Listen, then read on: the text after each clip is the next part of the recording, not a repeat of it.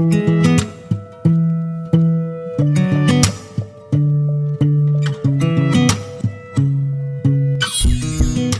दोस्तों, स्वागत है आप सभी का आपके अपने परिवार द ज्ञान कुंभ में। और ये है द ज्ञान कुंभ की स्पेशल सीरीज कक्षा परिचर्चा।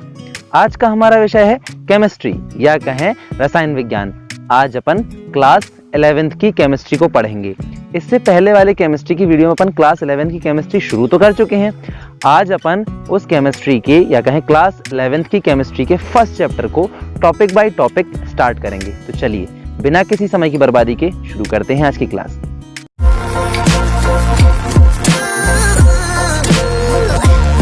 तो आगे की क्लास के लिए अपन आ गए हैं बोर्ड पर। आप भी अपने हाथों में नोटबुक और पेन लेकर एकदम तैयार हो जाइए ताकि यहां बताए हुए एक एक पॉइंट को आप नोट करते चलें। तो पिछली वीडियो से केमिस्ट्री की धमाकेदार शुरुआत करने के बाद अपन आ गए हैं केमिस्ट्री की एक और वीडियो लेकर। लेकिन अपन क्लास में आगे बढ़ने से पहले ये याद कर लेते हैं कि पिछली वीडियो या कहें पिछली क्लास में अपन ने क्या क्या पढ़ा था। तो पिछली क्लास में बेसिकली हमने बस केमिस्ट्री की एक शुरुआत की थी, जिसमें केमिस्ट्री की डेफिनेशन को, उनके फादर कौन हैं, कितनी उसकी ब्रांचेस हैं, ब्रांचेस को लेकर सारा कंफ्यूजन, और 11th क्लास की केमिस्ट्री में अपन कौन कौन से टॉपिक पढ़ने वाले हैं वो अपन ने डिस्कस कर लिया था। अच्छा, कौन से अपन आज, जैसा कि सबको पता ही है कि अपन 11th क्लास की केमिस्ट्री ही पढ़ेंगे, तो कौन कौन से टॉपिक पढ़ेंगे उनको अपन एक बार और से रिवाइंड कर लेते हैं। तो वो सारे टॉपिक आपके लिए अभी स्क्रीन में फ्लैश हो रहे होंगे सारे के सारे, है ना। तो उनमें सबसे पहला टॉपिक था नेचर ऑफ मैटर का। अपन इसी टॉपिक से आज शुरुआत करेंगे। तो चलिए शुरू करते हैं। तो नेचर ऑफ मैटर या कहे पदार्थ की प्रकृति, ये क्या होती है, इसको समझने से पहले अपन इसको वर्ड बाय वर्ड पढ़ेंगे। कैसे? ऐसे लिखेंगे यहां पे नेचर ऑफ मैटर। देखिए, नेचर ऑफ मैटर या कहें पदार्थ की प्रकृति। हम नेचर से शुरू ना करके मैटर से शुरू करेंगे कि मैटर क्या होता है ना। भाई, किसी भी चीज की प्रकृति आप तब जानेंगे, उसका बिहेवियर वो कैसा होता है, कितनी तरह का पाया जाता है, कैसा दिखता है, या उसकी जो कुछ भी कैरेक्टरिस्टिक हैं उसके बारे में जानने से पहले वो है क्या, ये तो मालूम होना चाहिए। तो मैटर क्या है? मैटर हर वो चीज जो हम अपने आसपास देखते हैं या हम फील कर सकते हैं, वो सब कुछ हम कहें कि एक मैटर है ना। और अगर इसे अपन साइंटिफिक लैंग्वेज में कहें तो वो सभी चीजें जो या तो जगह घेरती हैं, है ना, और जो कि अपन कहें कि मास रखती हैं। एक मास होता है जिनके पास, और वो जगह या स्पेस घेरती है, वो सारी चीजें मैटर कहलाती हैं। अब इनमें बहुत सारी चीजें हैं जो हम देख रहे हैं अपने आसपास। जो मैं कपड़े पहना हूं वो भी, ये मेरे बाल, ये मेरे दांत जो काफी चमक चमक के बाहर आते हैं, ये सभी मैटर हैं। और जो हम नहीं देख पा रहे हैं, यानी कि जो ऑक्सीजन हम ले रहे हैं, वो भी मैटर ही है, क्योंकि वो भी कई एक्सपेरिमेंट्स में प्रूफ किया जा चुका है कि वो मास भी रखता है और जगह भी घेरता है। यानी कि वो सारी चीजें जो अपने आसपास मौजूद हैं, जिन्हें हम फील कर रहे हैं या फिर जो हमारे जीवन पे असर डाल रही हैं, वो सब कुछ मैटर है ना। ये तो हो गया मैटर। अब पदार्थ की प्रकृति से हमारा क्या मतलब है कि पदार्थ कितने तरह तरह का होता है। जैसे अपन कहते हैं, जैसे कोई व्यक्ति हमें मिला, है ना, उसका नेचर अलग है। नेचर वाइज हम क्या क्या करते हैं कि भाई वो गुस्सा होता है, या गुस्से का तेज है, या नर्म स्वभाव का आदमी है, या कहें कि थोड़े से जीनियस लेवल वाला है, थोड़ा बेवकूफ सा है। मतलब अपन जब किसी व्यक्ति से मिलते हैं तब उसके बारे में कुछ प्रॉपर्टीज जानते हैं और उस बेसिस पे उसका अंदाजा लगाते हैं वो किस नेचर का है ना। इसी तरह से हर पदार्थ की अपना अपना अलग नेचर होता है, और इसी बेसिस पे पदार्थ को अलग अलग रूपों में वर्गीकृत किया जाता है, या कहें कि अपन उनको अलग अलग डिस्ट्रीब्यूट भी किया जाता है ना। तो इसी तरह से अपन पदार्थ की प्रकृति को समझने के लिए उन्हें दो तरह से डिस्ट्रीब्यूट करते हैं। एक अपन कहें कि उनका क्लास, जो एक तरह का क्लासिफिकेशन होता है वो होता है फिजिकल क्लासिफिकेशन, दूसरा होता है केमिकल क्लासिफिकेशन। फिजिकल में अपन उन्हें फिजिकली रूप में अलग अलग करते हैं, और फिर केमिकल में अपन केमिकली अलग अलग करते हैं। तो सबसे पहले अपन फिजिकली डिस्ट्रीब्यूशन पढ़ेंगे, या कहें कि फिजिकल क्लासिफिकेशन के बारे में उनको पढ़ेंगे। तो फिजिकल क्लासिफिकेशन क्या होता है, इसको समझने से पहले मैं आपको याद दिला दूं कि मतलब मैं आपको मेक श्योर कर दूं कि आप नोट बनाते चल रहे हो। कि देखिए, फर्स्ट चैप्टर है, फर्स्ट चैप्टर का नाम ही है some basic concepts of chemistry, या कहें कि अपन जो भी केमिस्ट्री आगे पढ़ने वाले हैं उन सब में अपने लिए कौन कौन सी चीजें यूजफुल रहेंगी, वो सारे कॉन्सेप्ट आपको फर्स्ट चैप्टर में मिल जाएंगे।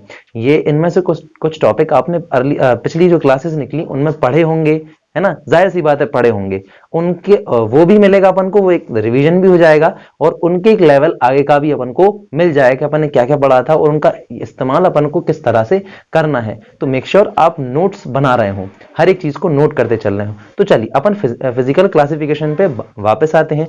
क्या होता है फिजिकल क्लासिफिकेशन, या कहें फिजिकल रूप से अपन मैटर को कितने रूपों में देखते हैं, है ना। तो फिजिकली मैटर 3 रूपों में दिखाई देता है ना। सबसे पहले होता है सॉलिड, फिर होता है लिक्विड और फिर होता है गैस। वैसे इस वाले टॉपिक पे हमारे सैफ सर एक 9th क्लास की वीडियो जब बना रहे थे, उन्होंने सॉलिड लिक्विड गैस अच्छे से समझाए थे। फिर भी अपन इनको जब केमिस्ट्री में पढ़ रहे हैं तो अलग से जाहिर सी बात है पढ़ेंगे। सबसे पहले अपन बात कर लेते हैं, इनके नाम लिख लेते हैं। सबसे पहला है सॉलिड, हिंदी में कहें तो ठोस। फिर होता है दूसरा लिक्विड, या कहें द्रव। और तीसरा होता है गैस। गैस मतलब गैस ही, ठीक है। सॉलिड, लिक्विड, गैस, ये 3 तरह के फॉर्म हमें देखने को मिलते हैं जनरली, है ना। अब ये प्लाज्मा जो एक अवस्था आती है, ये हमारे बेसिक में नहीं है, अपन इसको कभी बाद में पढ़ेंगे। ये मेन है, ये 3 अवस्थाएं हैं जो मेनली पाई जाती हैं, है ना। तो देखिए ठोस, द्रव और गैस, सॉलिड, लिक्विड, गैस, इन तीनों में अंतर करने के लिए आपको इनकी संरचना को अच्छे से समझ लेना चाहिए, क्योंकि इनकी संरचना से ही इन तीनों में अंतर पैदा किया जाता है ना। अब आप ऐसा समझ लें, अगर इनको मैं साधारण लैंग्वेज में बोलूं तो ठोस हर वो चीज है जो मजबूत है या कहें जिसको हम सीधे सीधे ऐसे हाथ से उठा के पकड़ सकते हैं, है ना। हम अपने हाथों से पकड़ सकते हैं, वो सारी चीज ठोस है, या जिसकी एक कोई निश्चित शेप है, वो सभी ठोस में आती हैं। लिक्विड, जिनको हम अपने हाथ से पकड़ तो सकते हैं लेकिन पकड़े नहीं रह सकते, ज्यादा देर तक अपन होल्ड नहीं कर सकते क्योंकि उनकी एक शेप फिक्स नहीं होती, इसीलिए वो लिक्विड है। और गैस, जिनको हम हाथ से पकड़ ही नहीं सकते, आंखों से कई बार वो दिखाई भी नहीं देते, तो वो गैस है। तो अब ये तो मैंने अपनी जनरल लैंग्वेज में बोल दिया कि कौन कौन से 3 तरह के मैटर हो गए। अब अगर इनको अपन थोड़ा सा केमिकल लैंग्वेज में पढ़ें या कहें साइंटिफिक लैंग्वेज में पढ़ें तो इनकी संरचना हमें देखनी होगी। देखिए हम अर्लियर जो अपनी पिछली क्लासेस निकली हैं उन क्लासेस में पढ़ते हुए आए हैं कि सभी तरह का मैटर, सभी तरह का पदार्थ एटम से मिलकर बना होता है ना। तो इनकी संरचना भी एटम में ही छुपी है। मान लीजिए ये एक मैटर है ना, ये भी एक मैटर है और ये भी एक मैटर है। ये 3 मैंने अलग अलग मैटर ले ली, या कहें 3 अलग अलग बॉडीज है मेरे पास, है ना। अब इसकी जो संरचना है, इसमें इसके एटम एक दूसरे में बिल्कुल घुसे पड़े, इतने कस के चिपके हैं, बिल्कुल अलग होने का नाम ही नहीं ले रहे, इस तरह से। यानी कि इनके बीच का जो फोर्स ऑफ अट्रैक्शन है वो बहुत कसके है, बहुत ज्यादा है। तो ये एक दूसरे को अच्छे से पकड़ के रखें। जब एक दूसरे को अच्छे से पकड़ के रखे हुए हैं तो जाहिर सी बात है इनका एक निश्चित शेप निकल के आएगा। जब निश्चित शेप निकल के आएगा तो ये हमारे भैया आ जाएंगे काय में, सॉलिड में, या कहें ठोस में, है ना। दूसरा हमारा जो बॉडी हमने ली या जो हमने मैटर लिया वो क्या है, द्रव है। अब जब द्रव है, हम पहले ही बता दे रहे द्रव है, तो इनके बीच इनके जो एटम है वो थोड़े दूरी पर हैं, लगभग ऐसी दूरी पर।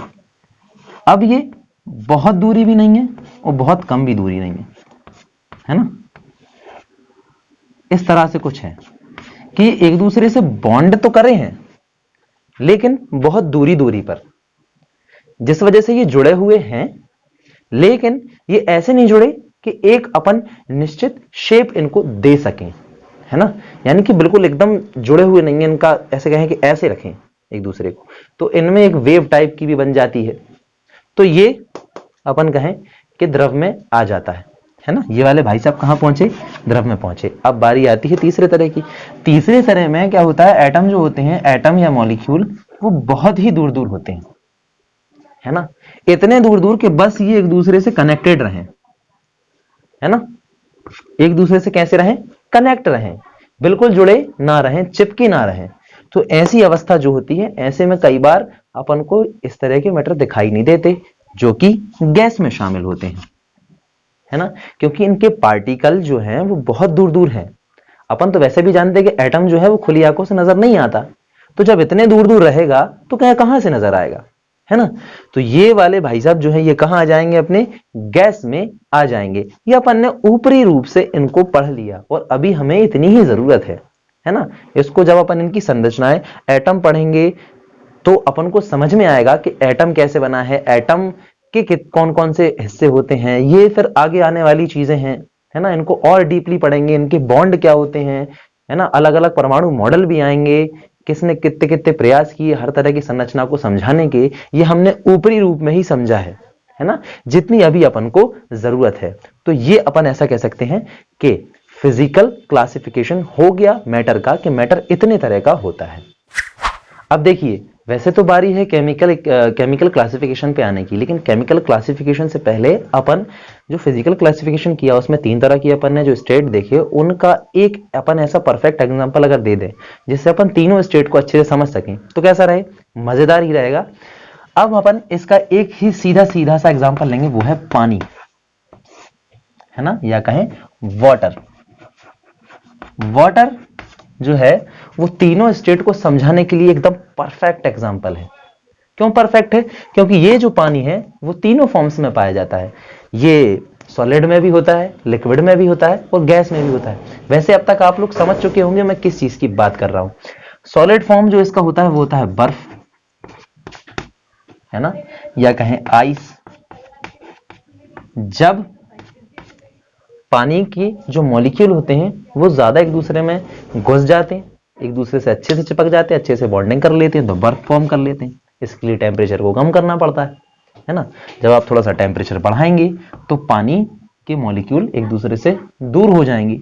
जब दूर हो जाएंगे यानी कि वो पानी बन जाएगा, नॉर्मल पानी जो हम देखते हैं, या कहें वाटर, है ना। ये लिक्विड फॉर्म में आ जाएगा, जो जिसकी एक निश्चित शेप नहीं होगी, है ना। और जो लास्ट है वो है इसकी वाष्प, है ना, या कहें जल वाष्प। जल वाष्प की या कहें वाटर वेपर के रूप में, वाटर वेपर के रूप में पानी हो जाता है। जब इसका और अपन टेम्परेचर बढ़ाते हैं, पानी जब उबलने लगता है तो उबलने के बाद वो अपने गैस रूप में आने लगता है, तो वो आखिरकार जल वाष्प में आ जाता है। इसके मॉलिक्यूल और दूर हो जाते हैं तो वो काय के रूप में बदल जाता है, वाष्प या कहें वेपर के रूप में बदल जाता है। तो ये तीनों स्टेट एक अकेला पानी शो कर सकता है। आई होप आपको अब ये तीनों स्टेट अच्छे समझ में आ गए होंगे।